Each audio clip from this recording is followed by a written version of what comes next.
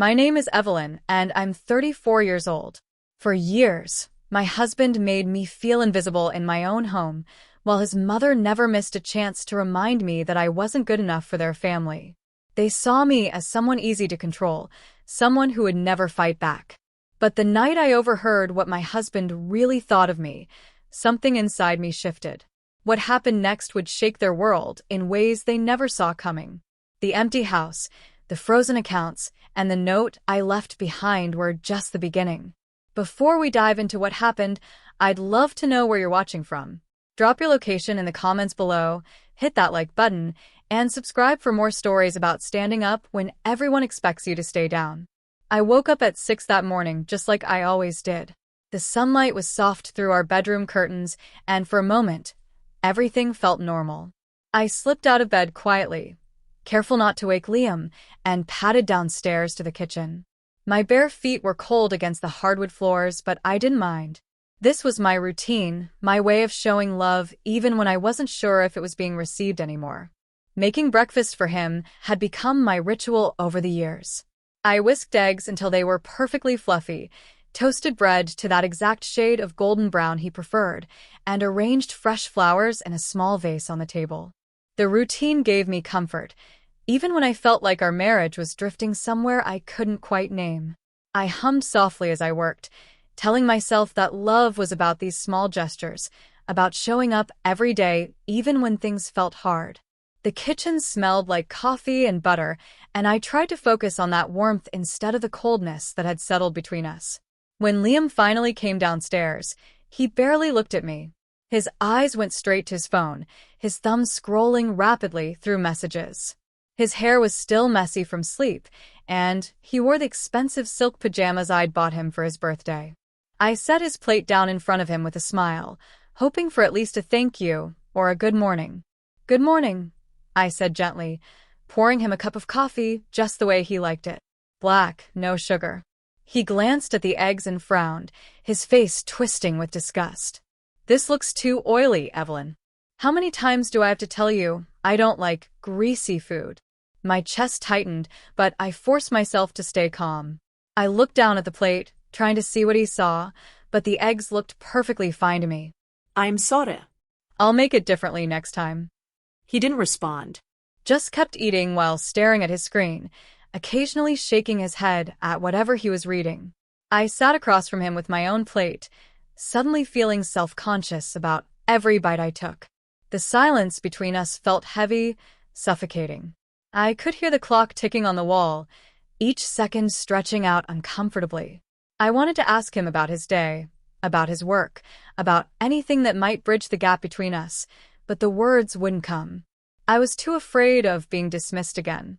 Later that morning, the doorbell rang.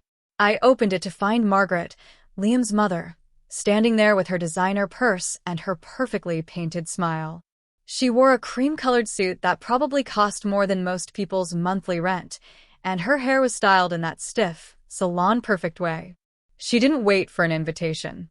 She just walked right in, her heels clicking sharply against the floor. "Evelyn, dear," she said, her eyes traveling down my body in that way she always did. Her gaze lingered on my hips, my thighs, my stomach. "Still indulging, I see." I felt my face grow hot. I was wearing comfortable clothes, nothing fancy, just leggings and an oversized sweater. Suddenly, I felt exposed, like she could see every imperfection, every pound I'd gained since the wedding. I wanted to tell her that my body was none of her business, but the words stuck in my throat. I'd never been good at confrontation, especially not with her.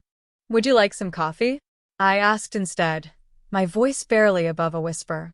She waved her hand dismissively and walked toward the living room where Liam was now sitting.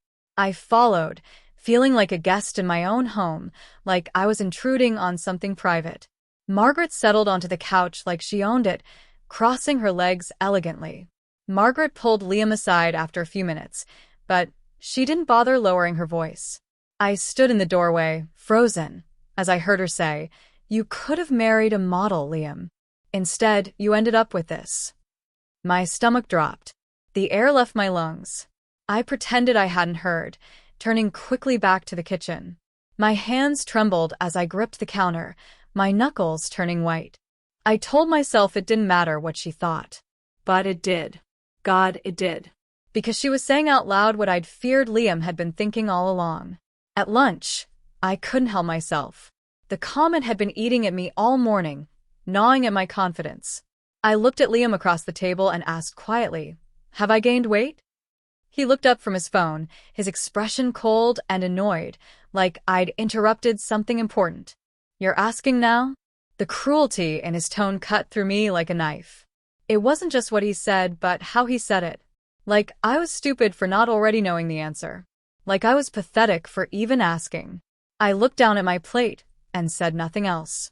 I realized then that I wasn't his partner anymore. I was his target. Every comment, every look, every silence was designed to make me smaller. That afternoon, my phone rang. It was Jonah Reed, my late father's attorney, and one of the few people who still treated me with genuine kindness. His voice was warm and steady, like a lifeline thrown to someone drowning. "Evelyn, I wanted to check in about renewing your father's trust documents. Do you have time this week to meet?" "Yes," I said, grateful for his calm presence. "That would be good." We chatted briefly about schedules and paperwork, but underneath the professional conversation, I sensed his concern. Jonah had known me since I was a child. He'd been at my father's side for years, and he'd watched me grow up. When I hung up, I felt a strange contrast. Jonah spoke to me like I mattered, like my thoughts and feelings were important. Liam spoke to me like I was a burden, an inconvenience he had to tolerate. Later that evening, I heard Liam on the phone in his office. His voice was tense, almost panicked. The door was slightly ajar, and I stood in the hallway, straining to hear. I couldn't make out all the words, but I heard enough. Something about payments. Something about debt. Something about running out of time. He was hiding something from me, and that realization made my chest ache. We were married. We were supposed to be a team. Why was he keeping secrets? The next day, while doing laundry, I found a receipt in Liam's pants pocket. It was from an expensive restaurant downtown, the kind of place you took someone when you wanted to impress them. The date jumped out at me immediately. It was from last Tuesday, a night when he'd told me he was working late at the office, that he'd grabbed a sandwich at his desk. But the receipt showed 2 entrees, 2 glasses of wine, and a dessert to share. The total was over $200. My hands shook as I stared at it. I wanted to march upstairs and demand answers, to throw the receipt in his face and ask him who he'd been with. But something stopped me. Maybe it was fear. Maybe it was the knowledge that confrontation would only lead to more cruelty, more gaslighting. Instead, I folded the receipt carefully and tucked it into my drawer, next to my journal. Evidence. Just in case. That evening, I tried to ask him gently. I didn't want to accuse him directly. I still had hope that maybe there was a reasonable explanation. "Did you go out recently?" I thought I saw a receipt. His head snapped toward me, his eyes sharp and angry. "Stop snooping, Evelyn. You're paranoid." The defensiveness in his voice terrified me more than anything else. If he had nothing to hide, why was he so angry? Why couldn't he just explain? I backed down immediately, apologizing even though I'd done nothing wrong. "I'm sorry." I didn't mean to pry. He went back to his phone, dismissing me completely. I sat there feeling small and stupid, wondering how I'd become this person. The woman who apologized for asking honest questions. The woman who walked on eggshells in her own home. That night, I pulled out my journal and wrote, "I think he's slipping away." Or, "Maybe I'm finally seeing him clearly." The words stared back at me, and I realized they were both true. He was pulling away from me, but at the same time, the fog was lifting. I was starting to see our marriage for what it really was. The next evening, I decided to try again. Maybe if I made his favorite meal, if I set the table beautifully, if I showed him how much I still cared, things could get better. It was foolish thinking, I know that now, but back then I still believed that love could fix everything. I spent the entire afternoon cooking from scratch, preparing every dish exactly the way he liked. His favorite pasta with homemade sauce. Garlic bread. A salad with that specific dressing he preferred. I even opened a bottle of expensive wine. I set candles on the table, dimming the lights to create a romantic atmosphere. I wore a dress I knew he used to love, a deep blue one that used to make him smile. I put on makeup, styled my hair, even spritzed on perfume. I told myself this was going to be a turning point. We'd have a nice dinner, we'd talk, and maybe we'd remember why we fell in love in the first place. Then his phone buzzed on the counter. I glanced at it without thinking, just a casual look. The contact name said A Plumbing, which seemed odd, but the message preview made my blood run cold. I missed last night already. I froze. My heart hammered in my chest, so hard I thought it might break through my ribs. I stood there staring at that screen, feeling like the floor was crumbling beneath me. A plumber doesn't send messages like that. Nobody does, except someone you're intimate with. Someone you're hiding. I didn't confront him. I couldn't. My voice had disappeared, trapped somewhere in my throat along with all the questions I wanted to ask. Instead, I wiped my hands on a towel and walked outside into the backyard, gulping down air like I'd been drowning. The evening air was cool, but I barely felt it. I pressed my palms against my thighs, trying to steady myself, trying to stop the shaking that had taken over my entire body. When I finally went back inside, Margaret was there again. She must have let herself in with the spare key Liam gave her, the one I'd asked him not to give her. She looked at me with disdain and immediately started in on me, not even bothering with pleasantries this time. "Evelyn, that dress does nothing for you. And your hair, my God. When was the last time you saw a stylist? You look like you've given up." Liam said nothing. He didn't defend me. He didn't tell his mother to stop. He didn't even look uncomfortable. He just stood there, scrolling through his phone like I wasn't even in the room, like his mother wasn't verbally tearing me apart right in front of him. That silence hurt more than Margaret's words. It told me everything I needed to know about where I stood in his life. I excused myself to the bathroom, needing to escape before I started crying. I walked down the hallway on shaky legs, but as I approached the bathroom door, I heard voices. Low, harsh whispers coming from the kitchen. I stopped just outside the doorway, hidden from view, my heart pounding. Liam's voice was venomous, dripping with disgust. "Sleeping with that whale makes me sick." I gagged looking at her. "She's only good for her money." The world stopped. Time froze. My breath caught in my throat. I felt like someone had reached into my chest and crushed my heart with their bare hands, squeezing until there was nothing left. Those words echoed in my head, over and over, each repetition cutting deeper than the last. Wail. Sick. Gag. Money. Margaret's voice followed, smug and satisfied. "Once you get her assets, you can disappear. She'll be too broken to fight you. Women like her never fight back. They just cry and eat their feelings." I stood there, frozen, unable to move. Tears didn't come. My body just shut down, going into some kind of shock. I absorbed every word like poison seeping into my veins, spreading through my system, contaminating everything. They were plotting, planning my destruction like it was a business transaction. Like I was nothing but an obstacle to be removed.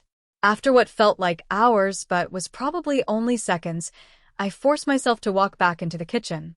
My hands were trembling, but I picked up my teacup and stirred it calmly, mechanically. Liam and Margaret looked at me, and I smiled. It was the most dangerous smile I'd ever worn. The smile of a woman who had nothing left to lose. "Dinner's ready," I said softly, my voice surprisingly steady. Liam nodded, oblivious. Margaret smirked, probably thinking she'd broken me. They had no idea what I'd just heard. They had no idea what they'd just unleashed. They thought I was weak, that I'd crumble under the weight of their cruelty. They were about to learn how wrong they were. That night, I lay in bed next to Liam, staring at the ceiling. He was snoring lightly, completely at peace, probably dreaming about his mistress or about how he'd spend my father's money once he got rid of me. Meanwhile, my entire world had shattered. The marriage I'd believed in, the love I'd fought for, the future I'd imagined, all of it was gone. It had never really existed at all. But I didn't cry. I didn't scream. I didn't fall apart the way they expected me to. Instead, I made a decision. I would never cry in front of him again. I would never let him see me break. I would never give him the satisfaction of knowing how deeply he'd hurt me. Because I was done being his victim. I was done being the fat, stupid woman he could mock and manipulate and use. Something had shifted inside me. Something fundamental. The woman who'd woken up that morning was gone. In her place was someone new, someone harder, someone who would not go quietly into the night while he took everything my father had worked for. The next morning, I called Jonah before Liam woke up. My voice was steady when I asked if I could meet him at his office. He agreed immediately, concern clear in his voice even through the phone. When I arrived at his downtown office building, he greeted me warmly and led me into his private conference room. The room was all dark wood and leather chairs, the kind of place where serious business got handled. I told him everything. Every cruel word. Every suspicious receipt. Every late night. Every lie. I told him about the text message, about what I'd overheard, about Margaret's plotting. Jonah's face darkened with anger as he listened, his jaw clenching tighter with each detail I shared. "Evelyn," he said quietly when I finished, leaning forward in his chair, "I need to tell you something. A few weeks ago, Liam contacted me. He was trying to gain access to your father's remaining assets. He wanted me to help him transfer certain properties into his name. He claimed it was for tax purposes, that you discussed it. I blocked it, of course, but I should have told you sooner." My stomach turned. It was worse than I thought. Much worse. Liam hadn't just fallen out of love with me. He'd been planning to destroy me financially, to take everything and leave me with nothing. This wasn't a marriage ending. This was a calculated robbery.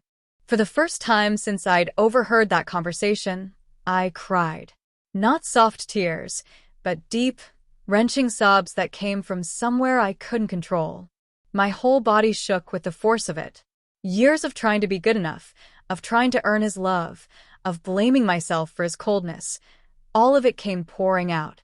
Jonah handed me tissues and sat quietly, letting me break down without judgment, without trying to fix it or minimize it. "You're not weak," he said gently when my sobs finally quieted. "You're human, and you're allowed to feel this." Over the next few days, Jonah helped me audit every single account Liam and I shared. We went through years of bank statements, credit card bills, investment records. What we found made my blood run cold. He'd been siphoning money for months, maybe longer. Small amounts at first, then larger ones. He'd used my name to open accounts I didn't even know existed. He'd taken out credit cards in my name and maxed them out. He'd forged my signature on documents. The evidence of his betrayal was everywhere once we started looking. "We can fix this," Jonah said, his voice firm and determined. "But you need to act fast. He's going to notice that you're onto him eventually." I nodded, my fear transforming into something sharper. Something like rage. I was done being passive. I was done being the nice girl who never made waves. I froze all the joint accounts that same day. I rerouted my inheritance and property into a new trust that Liam couldn't touch, one that was ironclad and protected. Every move was calculated, quiet, and deliberate. I was taking back control of my life, piece by piece. At home, I watched Liam carefully. I saw the mask now, the performance he put on. The fake smiles when he needed something. The practiced charm when he wanted to manipulate me. I saw the monster he'd always been, hidden beneath a handsome face and smooth words. How had I missed it for so long? Or had I just been too afraid to see it? One evening, I called my best friend Hannah. We'd known each other since elementary school, and she was one of the few people in my life who'd never judged me, never made me feel less than. I told her everything, the words tumbling out in a rush, and she listened without interrupting. When I finished, she was quiet for a moment. Then she said, "The opposite of love isn't hate, Evelyn. It's clarity. And it sounds like you're finally seeing clearly." Her words hit me like a lightning bolt. She was right. I didn't hate Liam. Hate required caring, required emotional investment. I just finally saw him clearly. I saw him for exactly what he was, without the filter of hope or love or denial. And what I saw was a predator who'd chosen me because he thought I'd be easy prey. I started quietly moving my belongings. Childhood photos went first, then my father's letters, then my grandmother's ring. I rented a storage unit across town and filled it with everything that mattered to me. Every item that had sentimental value, everything I'd want to keep safe. Liam never noticed. He was too busy texting his mistress and scheming with his mother. Too busy counting money that wasn't his yet. One night, I stood in front of the bathroom mirror and stared at my reflection. My face looked different somehow. Older maybe, but also stronger. My father's voice echoed in my mind, something he'd told me years ago when I was being bullied in school. Evelyn, people will underestimate you because of how you look. Let them. Then show them who you really are. I whispered to myself, he despises me because he can't control me anymore. The truth of that statement settled over me like armor. Liam's cruelty wasn't about my weight or my appearance. It was about power. He'd lost his power over me the moment I started seeing clearly, and he could sense it. That night, I lay in bed next to Liam one last time. I stared at the ceiling, my heart pounding with anticipation rather than fear. My mind ran through the plan Jonah, and I had finalized that afternoon. Every detail was in place. Every document was signed. Every account was protected. I whispered a single word into the darkness, so quietly that even if Liam had been awake, he wouldn't have heard it. Tomorrow. I met the realtor at dawn, when the city was still quiet and the streets were empty. Her name was Patricia, and Jonah had recommended her as someone discreet and efficient. The house, worth $2.4 million, could be sold quickly if I was willing to accept a private offer from a cash buyer. I signed the paperwork without hesitation, my hand steady as I wrote my name. This house held nothing but painful memories now. Let someone else fill it with happiness. Next, I went to the bank. I'd made an appointment with the branch manager, and we met in his private office. I cleared every personal account, moving funds into the trust Jonah had set up. I transferred everything, down to the last penny. I shut down all shared credit cards, all joint accounts, everything that connected me financially to Liam. His access to my money vanished in a matter of hours. Years of careful planning on his part, destroyed in a single morning. Back at the house, I packed only what I needed. My documents were already secured in waterproof folders. My father's watch, the one he'd worn every day of his adult life, went into my purse. A few changes of clothes, practical things, nothing fancy. I left behind every gift Liam had ever given me. The jewelry, the designer handbags, the expensive perfumes. I didn't want a single reminder of him. I didn't want anything purchased with lies. Then I sat down at the kitchen table, the same table where I'd served him breakfast just days ago, and wrote a note. I kept it simple. Direct. Final. You will never hurt me again. Goodbye, Liam. I called the movers Jonah had arranged. They arrived in an unmarked truck, professional and quick. Within hours, the house was empty. Furniture, dishes, everything. All of it disappeared into trucks and storage. Some would be sold, some donated, some kept. It didn't matter. What mattered was that Liam would come home to nothing. The walls echoed with emptiness, and I found a strange satisfaction in that sound. I stood in the doorway one last time, looking at the home I'd once filled with hope. The woman who'd walked through that door years ago, full of love and trust and naive optimism, was gone. In her place stood someone stronger. Someone who refused to be destroyed. Someone who understood that survival sometimes meant burning everything down and starting over. Hannah pulled up in her car, right on schedule. I climbed in without looking back, without a single moment of hesitation. "You okay?" she asked, searching my face. "I will be," I said, and I meant it. She drove me several towns away to a small lakeside cabin I'd rented under my new trust. It was quiet, peaceful, safe. The kind of place where you could breathe again, where you could remember who you were before someone tried to break you. Meanwhile, Liam returned home to find nothing. No furniture. No money. No wife. Just an empty house and a short, devastating note on the kitchen counter. I imagine his panic, his rage, his disbelief. I imagine him calling my phone over and over, getting sent straight to voicemail. I imagined him checking the bank accounts and seeing zeros across every screen. For years, he'd underestimated me. He thought I was too weak, too broken, too desperate for love to ever fight back. He thought I'd take whatever cruelty he dished out because I had no other options, because no one else would want me. He was wrong about all of it. Later that evening, Margaret must have stormed in, screaming that I'd stolen everything. I pictured her face, red with fury, as she realized her plan had fallen apart. I pictured Liam's face draining of color as he realized the truth. He had nothing left. No money, no house, no victim to manipulate. Just debt and lies and the bitter taste of his own medicine. At the cabin, I stepped outside onto the porch. The air was crisp and clean, carrying the scent of pine trees and lake water. The lake stretched out before me, calm and endless, reflecting the sunset in shades of pink and gold. I closed my eyes and took a deep breath, filling my lungs with freedom. For the first time in years, I whispered the words I'd been too afraid to say, too beaten down to believe. I'm free. And I was. Finally, completely, utterly free.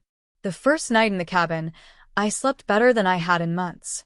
No tensión. No walking on eggshells. No wondering what cruel comment would greet me in the morning. Just silence and peace and the gentle sound of water lapping against the shore outside my window. But I knew Liam wouldn't accept this quietly. Men like him never did. I imagined him that morning, storming through the empty house. I could picture him so clearly, flipping open drawers, yanking open closets, shouting my name as if I was hiding in some corner, playing a game. The echo of his voice would make the emptiness even louder, would drive home the reality that I was truly gone. Hannah called me around noon. He's been calling everyone, she said. He called me 6 times already. He's frantic. What did you tell him? That I have no idea where you are. Which is technically true since you didn't tell me the exact address. She paused. Evelyn, he sounds desperate. Almost scared. Good, I said, and I meant it. For once, he could feel what I'd felt. The fear. The uncertainty. The loss of control. According to Hannah, Liam had opened his banking app around 10 that morning. She heard through a mutual friend that he'd literally dropped his phone when he saw the zeros across every account. His face had gone white, then red, then white again. He tried calling the bank immediately, hands shaking so badly he could barely dial. The bank manager had been professional but clear. Mrs. Hart transferred ownership yesterday. Everything is in order. There's nothing we can do for you, Mr. Foster. I wish I could have seen his face in that moment. The moment he realized I'd outsmarted him. Margaret had shown up around 11, according to the neighbor who later told Hannah everything. She'd barged through the front door, her heels clicking on the bare floors, and started shrieking the moment she saw the empty rooms. This is what happens when you marry a barn animal, she'd screamed at Liam. I told you she was nothing but trouble. She's stolen everything. But for once, Liam had screamed back. She didn't steal anything. It was her money. Her house. Everything was hers. The realization must have hit him then. He'd never actually owned anything. He'd been living in my house, spending my money, plotting to take my inheritance. And now it was all gone, and he had nothing. Not even his dignity. That afternoon, Liam called Jonah. I knew he would eventually. He was arrogant enough to think that Jonah would help him, that somehow he could manipulate my father's old friend the way he'd tried to manipulate me.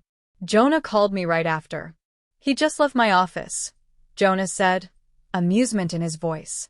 He demanded I tell him where you are and help him fix this situation. Those were his exact words. What did you say? I told him that Evelyn Hart is far smarter than he ever realized and that she gave me explicit instructions not to help him under any circumstances. Then I told him to leave before I called security. I smiled. Liam had always underestimated the people around me, assuming they'd be as easy to manipulate as he thought I was. He was learning otherwise now. By evening, Liam had apparently ripped out the home's Wi-Fi router in a fit of rage, throwing it against the wall. He'd found something else too, according to what Hannah pieced together.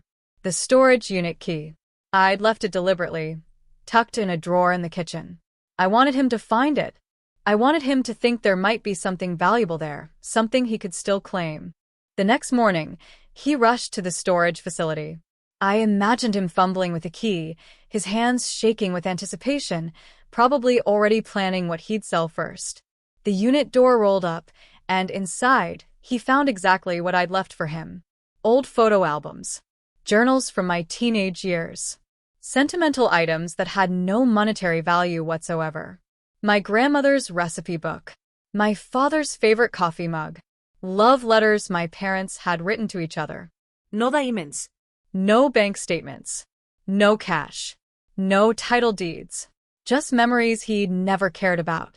He must have stood there, staring at those boxes, finally understanding that he'd never known me at all. He'd seen what he wanted to see, a lonely, insecure woman he could use. He'd never bothered to look deeper, to see the strength my father had instilled in me, the intelligence I'd inherited from my mother, the quiet determination that had been there all along.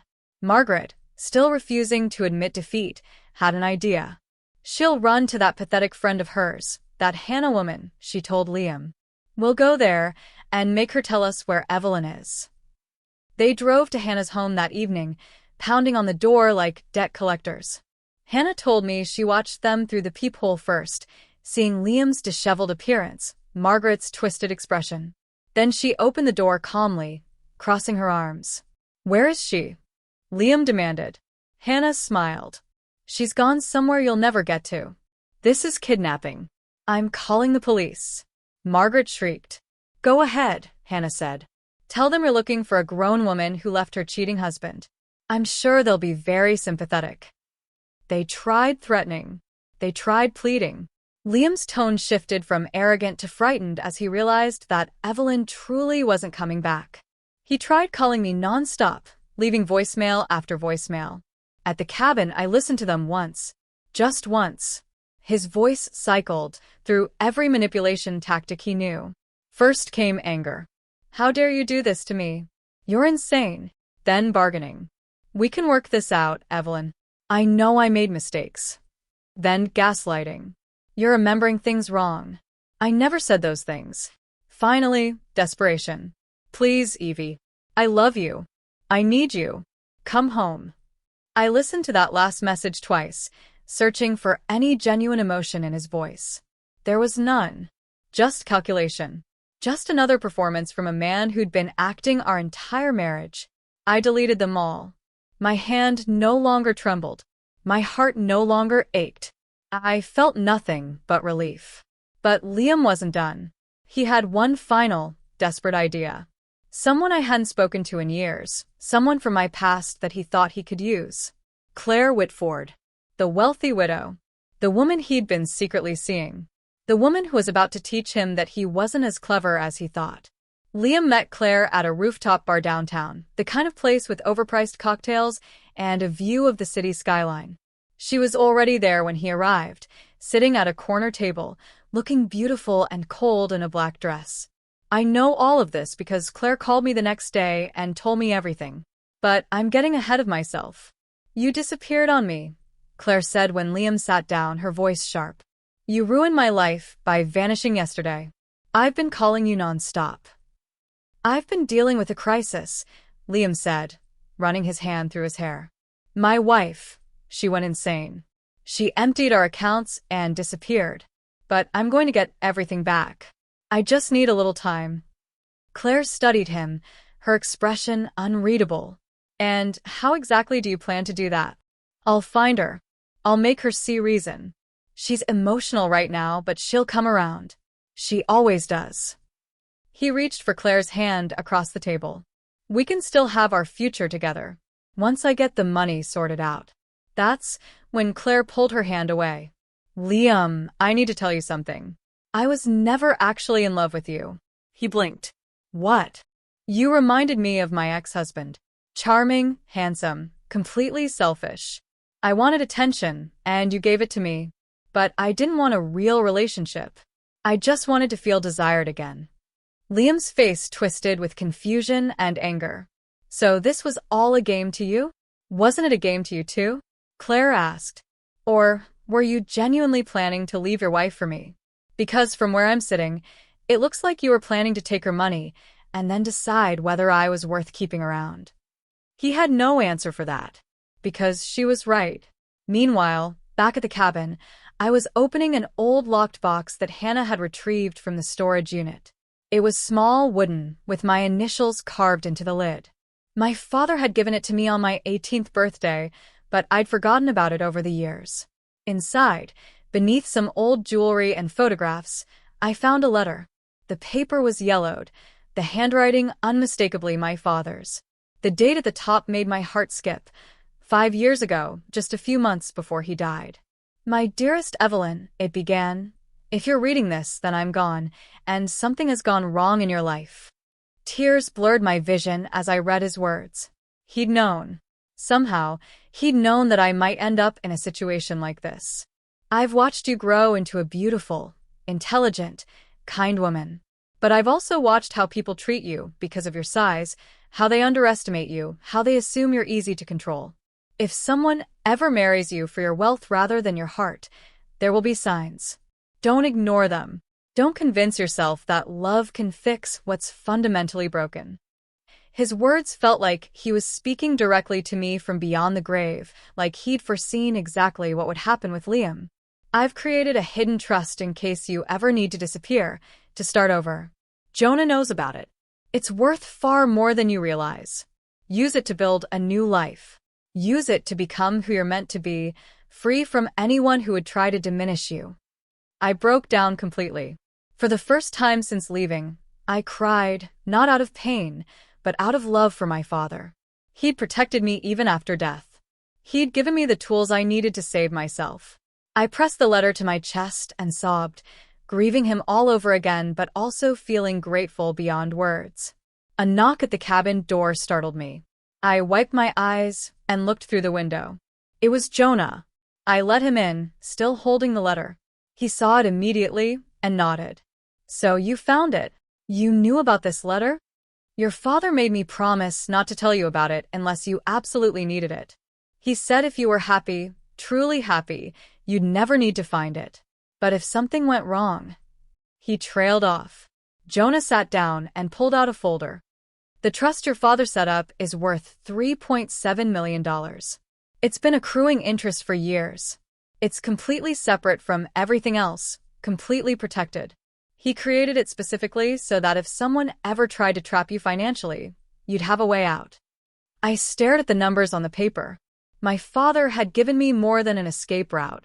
He'd given me freedom, security, and the power to rebuild my life on my own terms. Evelyn, Jonah said gently, you're not running anymore. You're rebuilding. And you're going to be just fine. I stood taller that day. The grief transformed into strength. I wasn't the broken woman Liam thought I was. I wasn't the weak victim Margaret had dismissed. I was my father's daughter, and I was finally becoming who I was meant to be. Back in the city, Liam's world continued to crumble. Debt collectors started calling nonstop. His credit cards were frozen. His car got flagged for repossession because he'd been making payments from our joint account, which no longer existed. And then Claire called me. I didn't recognize the number at first, but I answered anyway. Evelyn? This is Claire Whitford. I need to talk to you. My stomach tightened. How did you get this number? From Liam's phone. Please, just hear me out. She took a deep breath. I've been seeing your husband. I'm sure you know that. I'm calling to tell you it's over, and also to apologize. I was quiet, waiting. I expected you to scream at me, to cry, to be devastated. But Liam showed me your text messages with him. You're not devastated at all, are you? You're done with him. Yes, I said simply. I am. Good, she said. Because he's a parasite. I didn't realize it until he showed up yesterday, desperate, trying to manipulate me into helping him find you. I'm sorry for my part in this. I didn't know he was stealing from you, that he was planning to ruin you financially. Thank you for telling me, I said. And then, surprising myself, I added, you've actually helped me more than you know. If he hadn't been so distracted by his affair, he might have noticed me planning my escape. Claire laughed, a bitter sound.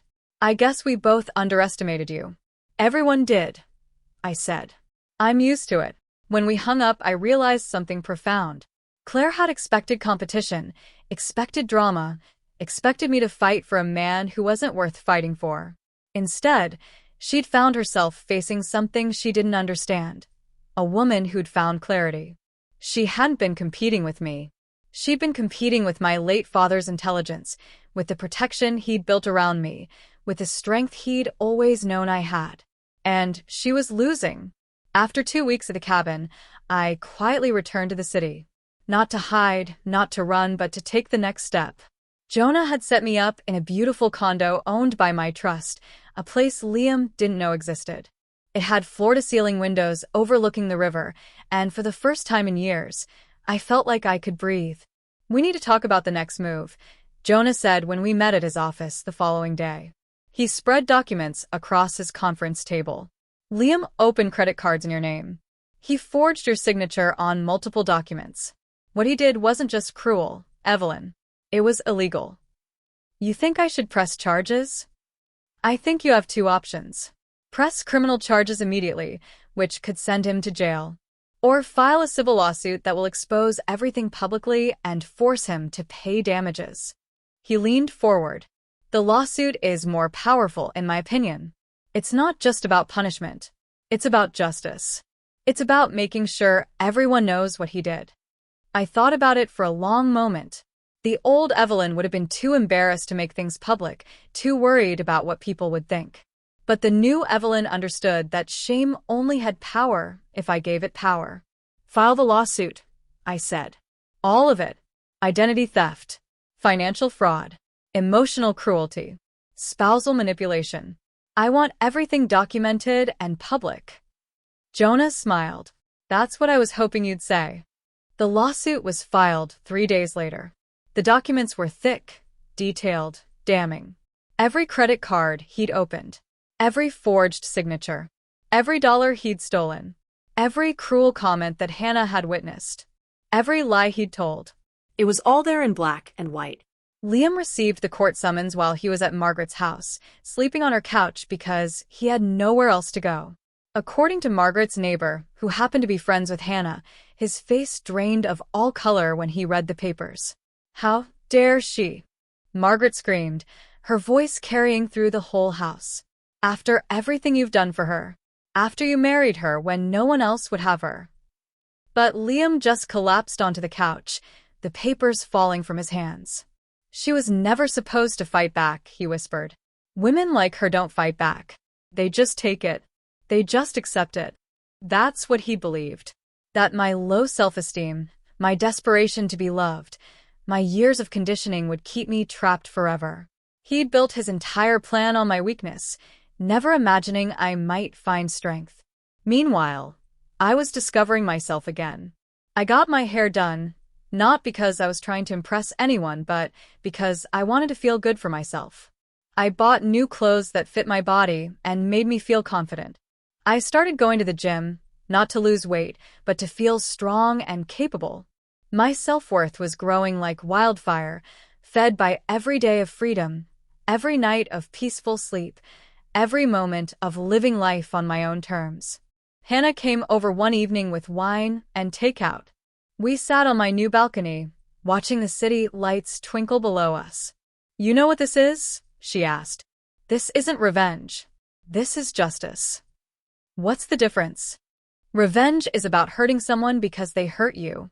Justice is about making sure they face consequences for their actions and can't hurt anyone else. She raised her glass. You're not destroying him because you hate him. You're holding him accountable because it's the right thing to do.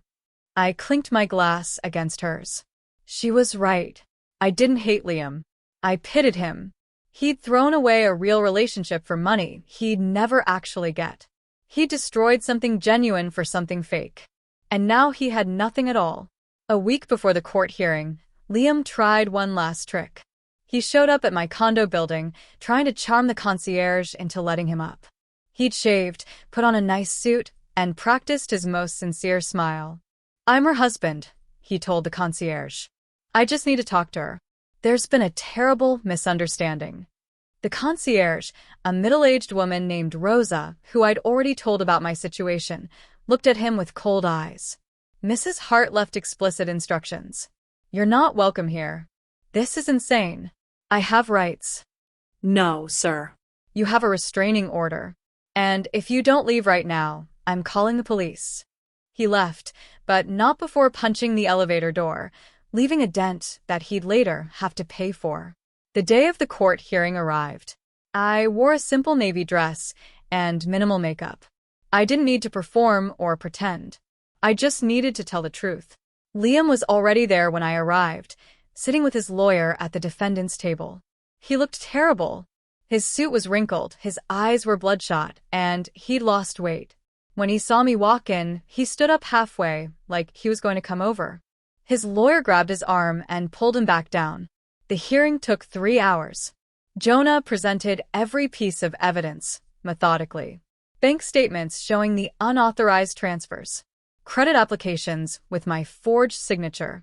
Text messages between Liam and Claire discussing his plans. Even a recording Hannah had made of Margaret discussing how they'd handle me once they got the money. Liam's lawyer tried everything. He claimed I was vindictive, that I'd misunderstood innocent actions, that the marriage had simply fallen apart naturally. But every argument crumbled under the weight of evidence.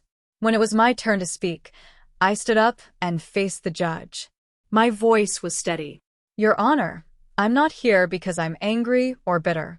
I'm here because what my husband did was wrong, and he needs to face consequences. He didn't just betray my trust. He committed fraud. He stole from me. He plotted to leave me with nothing. I'm asking this court to hold him accountable. Liam tried to lie, to cry, to manipulate. He told the judge that he loved me, that this was all a misunderstanding, that I was overreacting. But I stayed calm, collected, dignified. My witnesses, Jonah, Hannah, bank representatives, destroyed every lie he told with documented proof. The judge, a stern woman in her 60s, listened to everything. Then she made her ruling. Mr. Foster, I find your actions to be not only morally reprehensible, but also clearly illegal. The evidence of financial fraud and identity theft is overwhelming. She looked at him over her glasses. I'm ruling in favor of Mrs. Hart. You will pay her $400,000 in damages. You are barred from contacting her in any way. And I'm forwarding this case to the district attorney's office for potential criminal charges. Liam broke down in tears right there in the courtroom. Not tears of remorse, but tears of self-pity. He'd gambled everything on breaking me, and instead, he'd broken himself. I walked out of that courthouse feeling lighter than I had in years. Justice wasn't about destroying Liam. It was about reclaiming my dignity, my peace, and my power. People whispered as I passed through the courthouse lobby. Some looked at me with pity, others with admiration. I held my head high and kept walking. Their opinions didn't matter anymore. The only opinion that mattered was my own, and I was finally proud of who I'd become. Outside, Jonah was waiting. You did it, he said, smiling. We did it, I corrected. I couldn't have done this without you. Your father would be proud of you, Evelyn. So proud. Those words meant everything. More than the money, more than the legal victory, more than anything. My father had raised me to be strong, and I'd finally lived up to that. Back at Margaret's house, Liam returned to find debt collectors waiting on the porch. They'd been tracking him for weeks, and now that the court case was public, they knew exactly where to find him. Margaret opened the door, saw the men with their clipboards and legal documents, and immediately started ranting. This is all your fault, she screamed at Liam. You've ruined everything. My friends are asking me questions. The country club is talking about us. You've humiliated this family. For the first time, Liam screamed back. Years of being controlled by his mother, years of being molded into someone he wasn't, all came pouring out. You made me this way. You taught me that appearances mattered more than character. You told me to marry for money. You created this monster. They tore into each other like wolves, each blaming the other, neither taking responsibility for their own choices. It would have been satisfying to watch if it wasn't so pathetic. Meanwhile, Claire had moved on completely. She attended a charity event that week where she ran into me by chance. We were both surprised, standing there in our evening gowns, holding champagne glasses. Evelyn, she said. I wasn't sure if you'd want to talk to me. I don't have any anger toward you, I said honestly. You didn't know what he was planning. And honestly, the affair probably distracted him enough that he didn't notice what I was planning. She laughed, a genuine sound this time. I'm sorry for my part in all of this. For whatever it's worth, I think you're remarkable. The way you handled everything, the way you stood up for yourself. I wish I'd had that strength when I left my husband. It's never too late to find it, I said.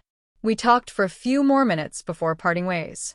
There was no drama, no confrontation, just two women who'd both learned something valuable about self-worth and boundaries.